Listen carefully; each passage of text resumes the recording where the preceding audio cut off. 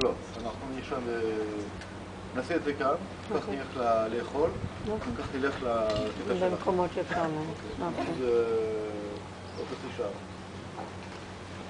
Ok. Là, pour vous la vérité, moi je viens de finir une période de réserve militaire il y a quelques heures seulement. Donc en Israël, c'est normal aussi que des officiers, anciens officiers, soldats, quittent l'armée, font leur occupation normale, étudiants, médecins, hommes et femmes d'ailleurs, et puis font ensuite des périodes militaires pour toujours comment dire, avoir certaines préparations possibles à toute éventualité. Et je commence par ça pour vous dire que l'État d'Israël aujourd'hui est d'abord avant tout un pays qui veut la paix. Nous voulons la paix, on a une situation extrêmement grave dans le sud du pays, à peu près 1 kilomètre d'ici. 1 kilomètre, même un peu moins, peut-être même un vol d'oiseau, peut-être même 800 mètres d'ici, où il y a la bande de Gaza. Je n'ai pas de carte ici avec moi, mais je pense que vous avez en tête l'État d'Israël, la bande de Gaza qui fait 318 km², 1,5 million de Palestiniens qui habitent là-bas. Le problème n'est pas les Palestiniens, le problème c'est le régime qui gouverne ces gens-là, c'est un régime Hamas, ça ressemblerait un peu à un régime du Taliban. Je crois que vous avez des troupes en Afghanistan, oui.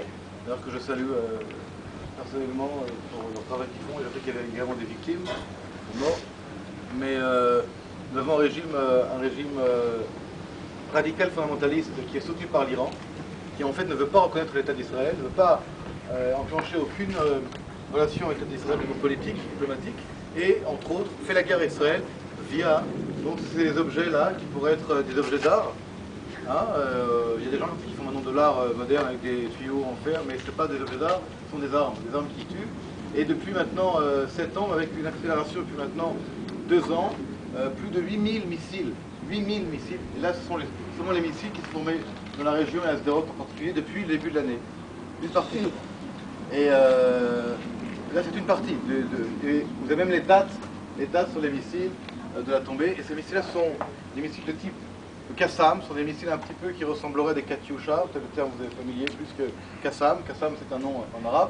Et les missiles sont produits et sont également manipulés par 2 groupes, par le groupe du Hamas, qui gouverne principalement la bande de Gaza, soutenu par l'Iran, et un groupe un peu plus petit, qui est le djihad islamique, qui est indépendant du Hamas, qui est encore plus extrémiste. Et les 2 groupes sont sous la tutelle totale de la Syrie, par la coordination, par l'armement, par l'argent, et avec l'Iran. Je peux même vous dire que ce que vous voyez ici, et je vous demande de réfléchir très profondément et très sérieusement, ce que vous voyez ici, dans cette ville de Sderot qui se trouve en Israël, on n'est pas en territoire occupé, discuté, on n'est pas dans une situation anomalie, on est en Israël. Et on peut être de droite, de gauche, du centre, religieux ou pas. C'est certain, d'accord? Ok. Ah, ok.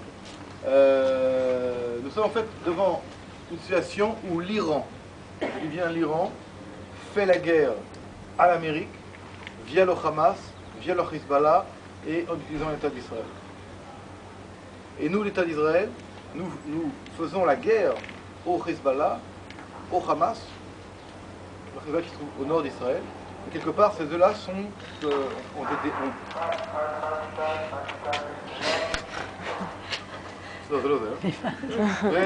Elle habite là, elle est un peu angoissée. Et donc ceci, en fait, c'est un symptôme. Voilà. C'est un symptôme absurde, qui serait absurde au Canada, dans n'importe quelle ville du Canada, que ce soit au Québec ou en Ontario ou je ne sais pas où. Mais c'est un symptôme d'une situation où l'État d'Israël, dans son sud, en tout cas aujourd'hui, est en état de guerre. Et les habitants de Sderot sont les victimes de ça. Ils ne tirent pas des missiles sur des militaires ou sur des bases militaires. Ce n'est pas des attaques contre soldats du Hamas, c'est soldats israéliens. Les soldats d'Israël, c'est ça. C'est cette charmante personne là que je viens de connaître ce matin. Mais ça peut être aussi ce monsieur qui pourrait habiter Sderot, ou vous, qui serez là en tant que visité. Et peu importe si vous êtes gentil, méchant, homme, femme, vieux, jeune, bébé ou pas, vous êtes ici potentiellement victime. Et le but de ces armes-là est de terroriser la population. C'est pas tellement de tuer le but. Bien sûr, ça tue. Le fait, c'est que on sait pas où ça tombe. C'est pas précis comme arme. Donc vous avez une situation où, je sais pas, imaginez là où vous habitez, je ne sais pas où vous habitez, mais supposez dans votre quartier, comme ça, on lancerait un missile par semaine. Mais il peut tomber maintenant, ou dans 2 jours, ou dans 6 jours, mais il peut tomber aussi là, maintenant, à l'endroit où on se trouve. Évidemment, la probabilité est petite, mais on On sait que parfois le hasard fait mal les choses aussi.